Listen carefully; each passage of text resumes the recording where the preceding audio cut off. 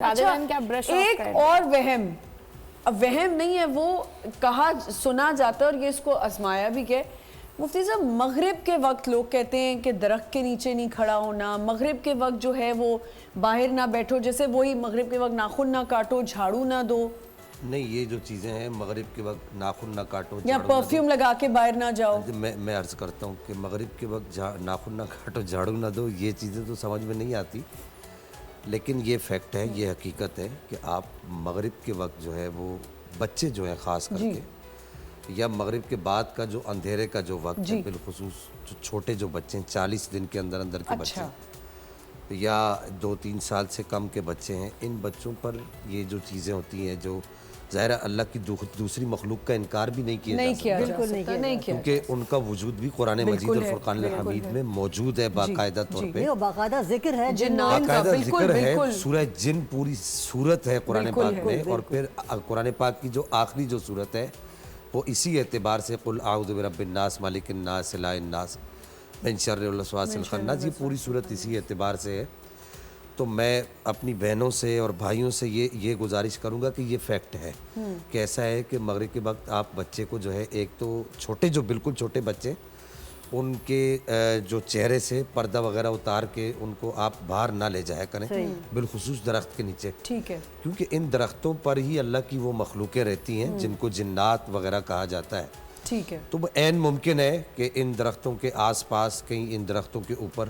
اللہ کی وہ مخلوق ہو، تو ان کے بھی بچے ہوتے ہیں، تو وہ بچوں کو بچوں سے لگاؤ ہو جاتا ہے، تو وہ پھر وہ ایک ایسا خامیازہ بھگتنا پڑتا ہے۔ یہ حقیقت ہے، اس کا انکار نہیں کیا جا سکتا اور ہمیں اسے ایکسیپٹ کرنا پڑے گا۔ بالکل ہم جب باباؤں کے پیچھے پڑیں گے تو ہر چیز کا تو انکار نہیں کر سکتے، تو یہ چیزیں ہیں۔ اس میں یہ ہے سر بچوں پہ مفتی صاحب، جیسے لڑکیوں کو بھی کہا جاتا ہے بڑے، جیسے کہ درختوں کے نیچے مغرب کے ٹائم نہ کہیں، بال کھول کے نہ جائیں، اور پرفیوم لگایا ہو یا ایسی کوئی خوشبو لگا کے نہ جائیں۔ دیکھیے زیادہ ہارڈ جو خوشبو ہوتی ہے نا، تو وہ یہ جو چیزیں ہیں، چونکہ میں خود اس طرح کا ہمارے خاندانی سلسلہ ہے، میرا سادات گھرانے سے تعلق ہے، تو جو ہارڈ جو عطریات وغیرہ ہوتی ہیں ان کو استعمال نہ کیا جائے مغرب کے وقت یا اس کے بعد کے وقت میں، رات کے کسی پہر میں ان کو استعمال نہ کیا جائے، اس سے جو ہے وہ نقصان ہونے کا ان چیزوں سے اندیشہ بہرحال رہتا ہے، اس کا انکار نہیں کیجیے۔ ایک اور چیز، کالی مرغی کا صدقہ، کالے بکرے کا، یہ ہم بھی کرتے ہیں، بالکل نہیں انکار کریں گے کہ ہم یہ باتیں نہیں کرتے۔ مجھے بھی ہوتا ہے کہ اگر میں نے صدقہ دینا تو کالے بکرے کا دینا ہے۔ نہیں ایسا نہیں ہے، آپ صدقہ دیں، کوئی بھی صدقہ دے دیں، سفید چیز کا بھی، اور لازمی نہیں کہ آپ کھانے کا صدقہ، میں سمجھتی ہوں بکرے ہی کا صدقہ دیں۔ دیکھیے آپ نے بالکل صحیح بات کی، نبی کریم صلی اللہ علیہ وسلم کے پاس اسلام مکمل ہو چکا ہے۔ میری اس بات کو بڑی توجہ سے سنیے گا، اسلام آج کے دن مکمل ہو چکا ہے، آج یوم عرفہ ہے، اور نبی کریم صلی اللہ علیہ وسلم اپنے میدان عرفات میں اپنی زندگی کا آخری حج فرما رہے، حجۃ الوداع فرما رہے۔ ایک آدمی آتا ہے اور آ کے عرض کرتے کہ یا رسول اللہ، مجھے یہ بتائیے، 2 لفظی اسلام سمجھا دیجیے، 2 لفظوں میں۔ آپ صلی اللہ علیہ وسلم نے ارشاد فرمایا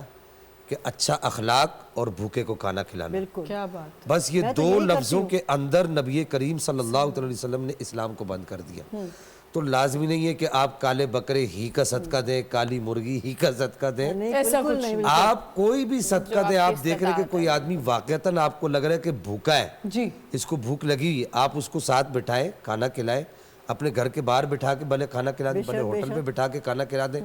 یہ بھی صدقہ ہے۔ آپ دیکھ رہے ہیں کوئی بچہ ہے سردی سے ٹھٹر رہا ہے اور اس کے پاس جو کپڑے نہیں ہیں گرم، آپ اس کو گرم کپڑے دے دیں، سویٹر لے دیں۔ آپ دیکھ رہے ہیں کوئی بچہ ہے اس کے پاس جوتے نہیں ہیں، آپ اس کو جوتے لے دیں، گرم جوتے لے دیں۔ تو یہ سب صدقے کی مد میں آتا ہے۔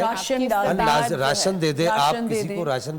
اچھا راشن سے اچھا ہے آپ اس کو روزگار پر لگا دیں۔ یہ سب سے اچھا صدقہ یہ ہے کہ آپ اس کو لینے والے ہاتھ کے بجائے